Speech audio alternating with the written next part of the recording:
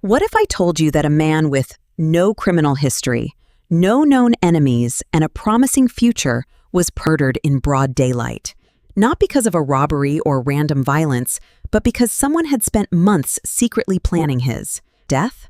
At first, detectives believed they were investigating another shooting in a dangerous pattern of gun violence.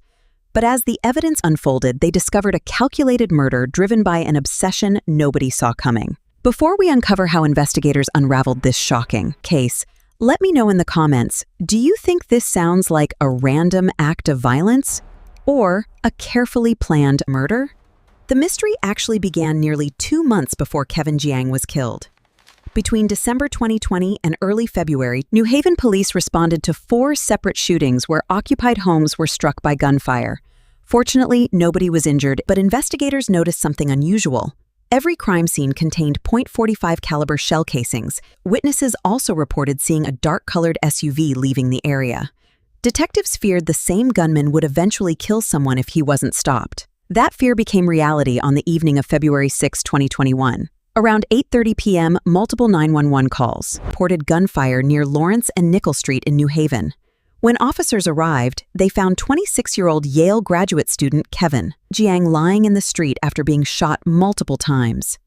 8.45 caliber shell casings surrounded the scene. The similarities to the earlier shootings immediately caught investigators' attention. Kevin's death shocked everyone who knew him.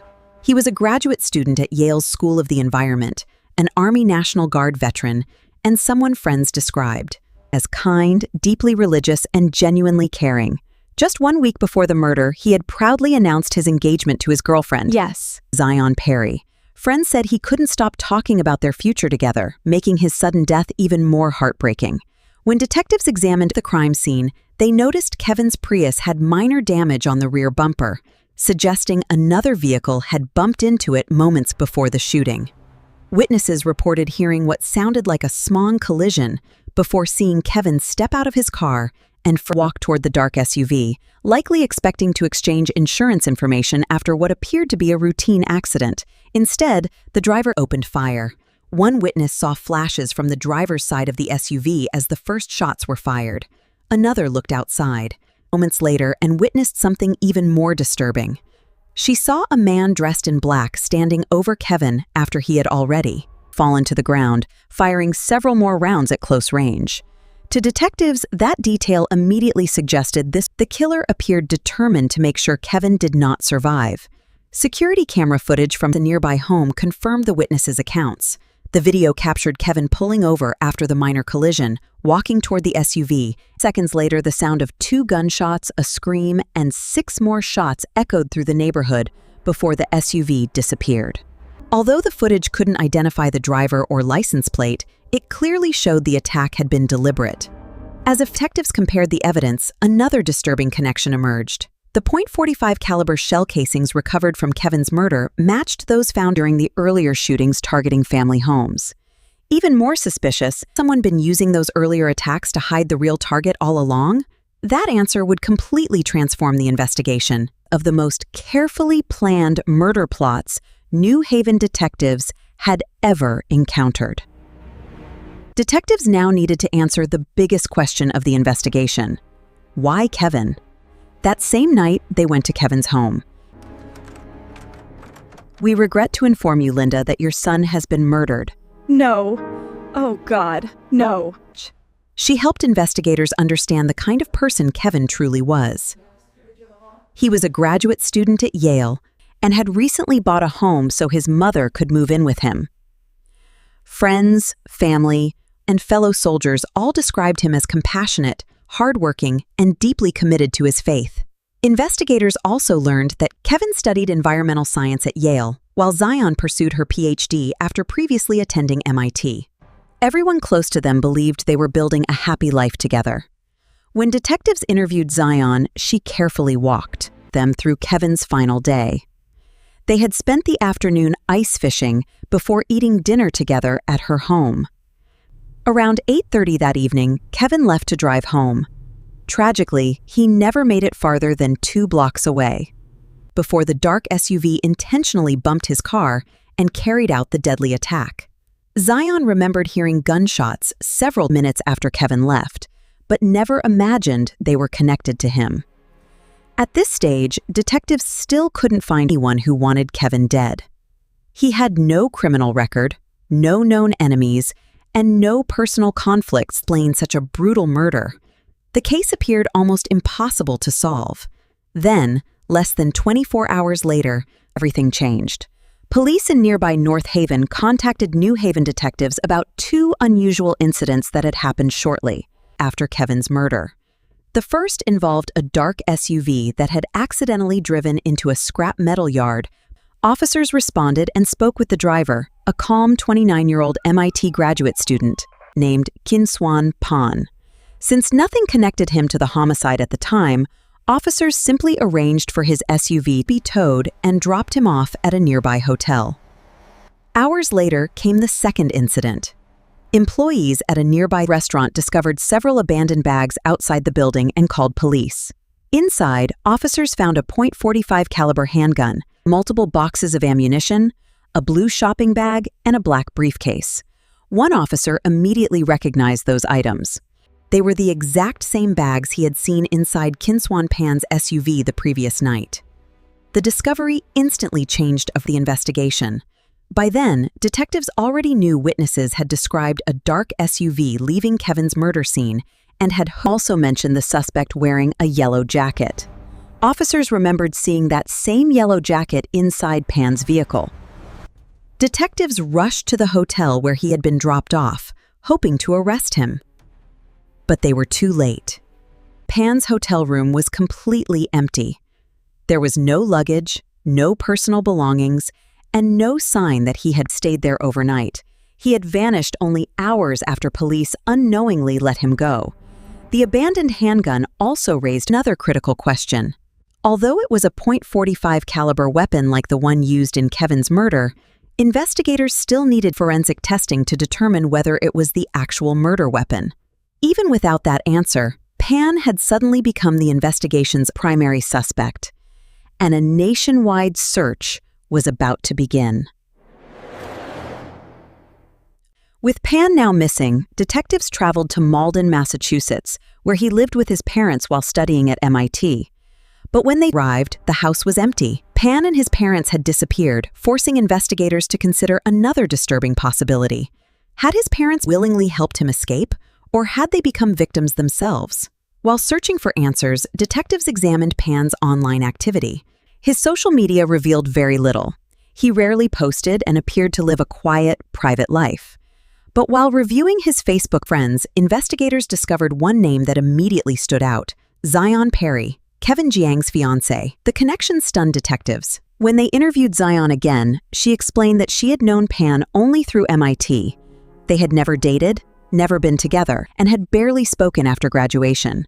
Months before Kevin's murder, Pan had congratulated her on graduating through Facebook, Messenger, and even asked to FaceTime her, but she politely declined. After that, they had virtually no contact. Then detectives looked at Zion's recent Facebook posts. Only days before the murder, she had publicly shared her engagement to Kevin. That discovery led investigators to a chilling new theory. They began to suspect Pan had secretly become obsessed with Zion and, after seeing her engagement, targeted Kevin because he stood in the way of the life Pan imagined for himself. The investigation had now shifted completely. Detectives no longer believed Kevin was killed during a random act of violence or road rage. They believed he had been specifically selected as the victim. As authorities launched a nationwide manhunt, investigators continued examining Pan's activities in the months leading up to the murder. One discovery revealed just how carefully everything had been planned. Pan had repeatedly contacted car dealerships, asking to test drive different vehicles. He claimed he needed them for camping trips or other personal errands. When detectives compared those test drive dates with the timeline of the 4 shootings in New Haven, they found an almost perfect match. Investigators concluded that Pan had been borrowing different vehicles to avoid connecting the crimes. Even more disturbing, they believed the earlier shootings into occupied homes had never been random. According to detectives, Pan deliberately carried out those attacks, to create the illusion that New Haven was dealing with a serial shooter. If Kevin were later murdered using the same caliber weapon, investigators might assume his death was simply another random attack, connected to the earlier shootings. It was an elaborate attempt to hide the real motive and send detectives in the wrong direction. The evidence now suggested months of planning rather than a crime committed in the heat of the moment. Detectives believed the minor collision, the repeated shootings, the borrowed vehicles, and the carefully chosen timing were all pieces of one calculated plan. Meanwhile, Pan wasn't hiding alone. Investigators discovered that shortly after Kevin's murder, Pan contacted his parents. They withdrew cash, picked him up, and drove south together. According to the parents, Pan eventually got out of the vehicle in Georgia, walked away without saying much, and they believed he had likely taken his own life. Detectives didn't believe that story. Instead, they suspected Pan's parents knew exactly where he was and were helping him stay one step ahead of law enforcement. Rather than making immediate arrests, investigators quietly began monitoring the family, convinced that sooner or later they would unknowingly lead police directly. Investigators kept a close watch on Pan's parents, believing they would eventually lead them to their son. Their suspicions only grew stronger after noticing repeated cash withdrawals and several unexplained trips across multiple states. Authorities believed the money was being used to help Pan remain hidden while he stayed on the run. At one point, the parents rented another vehicle, traveled south. Investigators tracked the rental car through its GPS system until the signal suddenly disappeared. Detectives believed the tracking system had been intentionally disabled, something they later linked to Pan's technical knowledge. Rather than slowing the investigation, it convinced authorities they were getting closer. The breakthrough finally came during another trip made by Pan's parents. While staying at a hotel in North Carolina, Pan's mother borrowed a hotel employee's phone to make a brief call. Afterward, she carefully deleted the phone number from the device. Investigators were able to recover the deleted number, and when they traced it, it led them to a boarding house near Alabama State University in Montgomery. A large team of law enforcement officers quickly surrounded the building. After weeks of searching, they believed Pan was finally inside. When officers knocked on the door, Pan calmly opened the door and immediately identified himself. He surrendered without resistance. During the arrest, investigators found nearly $20,000 in cash, several electronic devices, multiple SIM cards, and his father's passport. The items suggested he had been prepared to remain on the run for an extended period and possibly leave the country if necessary. Pan was returned to Connecticut, where prosecutors began assembling the evidence against him. Forensic testing quickly strengthened the case. The license plate impression left on the back of Kevin's Prius matched the SUV Pan had been driving the night of the murder. Detectives also recovered Pan's DNA from the handgun and for munition abandoned outside the restaurant. Even more damaging was the biological evidence. Kevin's blood was discovered on Pan's hat and on the gearshift inside the SUV, directly connecting him to the shooting. Although investigators later determined that the recovered handgun was not the actual murder weapon, prosecutors already had overwhelming physical evidence linking Pan to the crime. Pan eventually accepted a plea agreement rather than going to trial. On February 29, 2024, more than 3 years after Kevin Jiang's murder, he pleaded guilty. In exchange, he received a sentence of 35 years in prison without the possibility of parole, bringing one of Connecticut's most complex murder investigations to its conclusion. Yet for Kevin's family and loved ones, the sentence could never erase what had been taken from them. The courtroom would soon become the place where they finally confronted the man responsible for destroying the future Kevin had worked so hard to build. At Pan's sentencing hearing, Kevin Jiang's family, friends, and loved ones finally had the opportunity to face the man who had taken his life.